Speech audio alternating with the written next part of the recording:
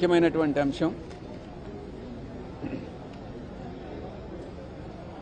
నారా చంద్రబాబు నాయుడు, నారా లోకేష్, మిగతా Telugu Desam party leaders వీళ్ళందరూ కూడా వైఎస్ఆర్ కాంగ్రెస్ పార్టీ పైన, గౌరవ ముఖ్యమంత్రి శ్రీ జగన్మోహన్ రెడ్డి గారి పైన అసభ్యకరమైనటువంటి పదజాలం వాడుతూ, అది యువగళం పేరుతో నారా లోకేష్ చేస్తున్నటువంటి పాదయాత్ర కావచ్చు, చంద్రబాబు నాయుడు పెట్టేటటువంటి సభలు కావచ్చు, ప్రతి దగ్గర కూడా అసభ్యకరమైనటువంటి పదజాలాన్ని వాడడం మేము ఎలక్షన్ కమిషన్ దృష్టికి తీసుకొచ్చాం. వీరి మీద ఇండియన్ పీనల్ కోడ్ కింద, క్రిమినల్ ప్రొసీజర్ కోడ్ కింద, Indian penal code, criminal procedure code కింద వీరి మీద క్రిమినల్ యాక్షన్ తీసుకోవాలి అన్నటువంటి విషయాన్ని ఎలక్షన్ కమిషన్ దృష్టికి తీసుకురావడం జరిగింది. ఇంకొక విషయం, నారా లోకేష్ ప్రతి దగ్గర కూడా ఎక్కడ పబ్లిక్ని అడ్రస్ చేసినా నేను ఒక ఎర్ర బుక్, ఆ బుక్ ఇదిగో ఎర్ర బుక్, నేను ఈ రెడ్ బుక్ ఉంది, ఈ రెడ్ బుక్లో ఎవరైతే అధికారులు వైఎస్ఆర్ కాంగ్రెస్ పార్టీకి పనిచేస్తారో, నిజానికి వైఎస్ఆర్ ఏ పొలిటికల్ పార్టీకి అధికారులు పనిచేయరు.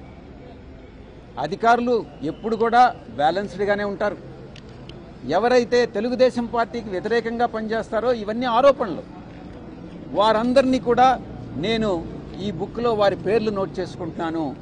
మేము అధికారంలోకి వస్తే, తెలుగుదేశం పార్టీ మేము అధికారంలోకి వస్తే ఈ ఆఫీసర్స్ అందరి మీద యాక్షన్ తీసుకుంటాం, వాళ్ళ సర్వీస్ నుంచి డిస్మిస్ చేస్తాం, వాళ్ళని జైల్లో పెడతాం అన్నటువంటి థ్రెట్స్ అన్నీ ఇస్తా ఉన్నాడు, భయభ్రాంతులకు గురి చేస్తూ ఉన్నాడు.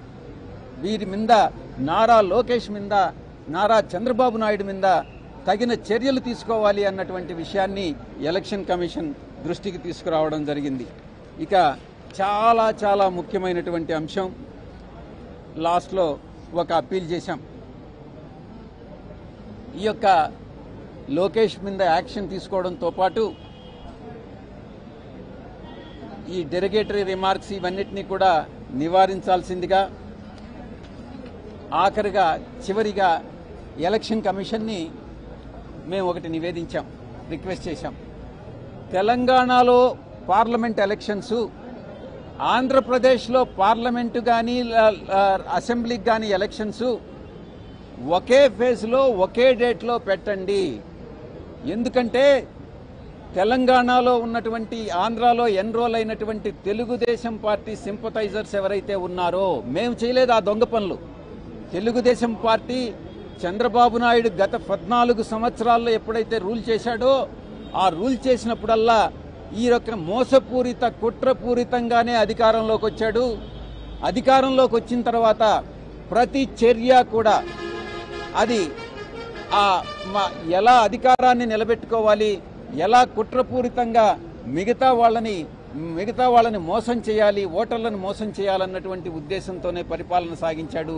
అందుకే ఈ డూప్లికేట్ ఓటర్స్ అన్నీ కూడా అటు తెలంగాణలో కూడా ఇక్కడ కూడా ఉన్నాయి. కాబట్టి 2 రాష్ట్రాలకి ఒకే రోజు ఎలక్షన్ జరిపినట్లయితే అక్కడ ఓటేసి ఇక్కడ ఓటేసేటటువంటి అవకాశం ఉండదు. కనుక ఎలక్షన్ కమిషన్కి మేము ఒకే రోజు ఎలక్షన్ జరపాల్సిందిగా నివేదించడం జరిగింది. థ్యాంక్ యూ, ధన్యవాదాలు. Please subscribe .news.